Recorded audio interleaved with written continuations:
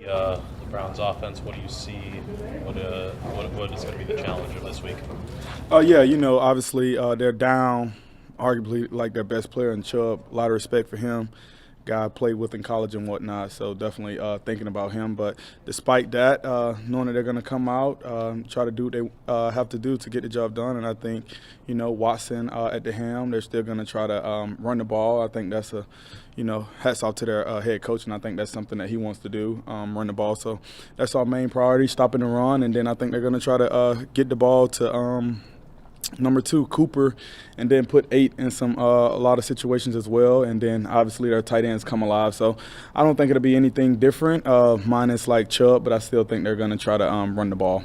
When you prepare for a guy like Watson, who maybe struggled a little bit when you first took over the job in Cleveland, do you still go in assuming the guy you saw back in 2019 and 2020, that he's fully capable of being that guy? Yeah, absolutely. Anything a man done once, I'm sure they can. The likelihood that they can do it again is very possible. So, got a lot of respect for the guy playing the position, one of the toughest positions in the league to play, in my opinion. So, I think we're gonna have to just come out, do what we have to do, and whatever it takes to get the job done. And if we do that, I feel like we'll be in good standings. Obviously, you're going up against their offense. But is there any part of you, when you're going up against a team that has a really good defense, ranked number 1 right now, that it's kind of a sense of pride there in facing a team that you guys both have really good defenses? I think this is week 4. You're not defined off being the best defense in the league through week 4, period.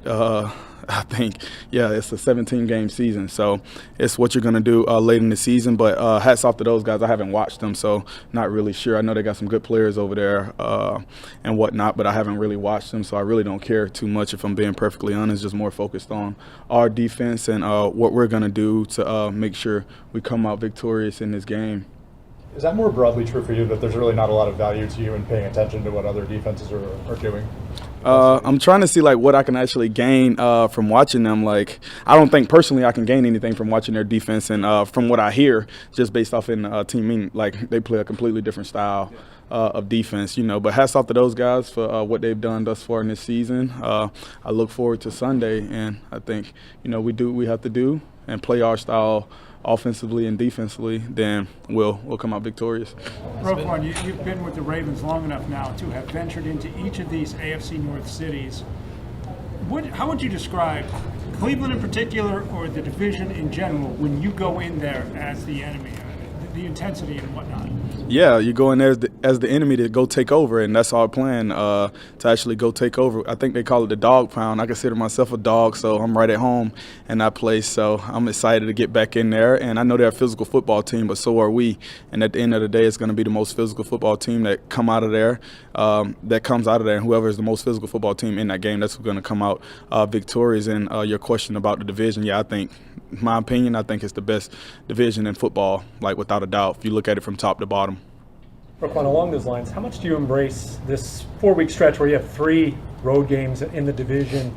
It's a challenge, but also knowing if you fare the way you guys want to, what that could mean for you guys in the big picture of division and everything down the road. Honestly, I love it. I love a challenge. At the end of the day, I love looking something square in the face and saying, bring it on, whatever it is. Chin up, chest out. I live by that. Sunsets, no regrets. So I'm looking forward to it, and I can't wait. We're going back to playing kind of the villain role, on the road. It seems like that's something that you relish. I know when Terrell Suggs was here, you always talk about it, being the bad guy in road stadiums. Is that villain role something that you kind of embrace when you go on these road atmospheres? I definitely, think about that. But at the end of the day, you're considered the bad guy because you're going into essentially another man's house and you're trying to take over, his wife, kids, everyone there to watch them. So we going over to beat their tails in front of their wife and kids. So when you think about it from that perspective, any man's going to, fight to the death from that point. I know if that's me in that case, I know I would. So I think about it from that standpoint, and I'm just going in, just like I prepare for any other game. Play to the whistle, play physical, and hit anything that moves. Is that how you approach playing Connect 4? Oh, I'm a competitor, a fierce competitor. So I approach it trying to win each and every game. I'm sure you can ask some of your peers, coworkers, how good I am. I've heard. Roquan, how'd you like the front office been able to add Kyle Van Noy, practice squad right now, but knowing how much he's played in the league and played at a high level? Yeah, man, I have a lot of respect for KV and the way he even came in today and the way he been approaching things since I first met him, and just his leadership as well as just like how smart the guy is, like how quickly he pick up on things, like already out here today, just calling out things. So when a guy come in like that, a well-seasoned veteran, been in a lot of different schemes, so he know exactly what we expect of him, and I'm just excited to welcome him to the team, and I think he's going to be a great addition for us.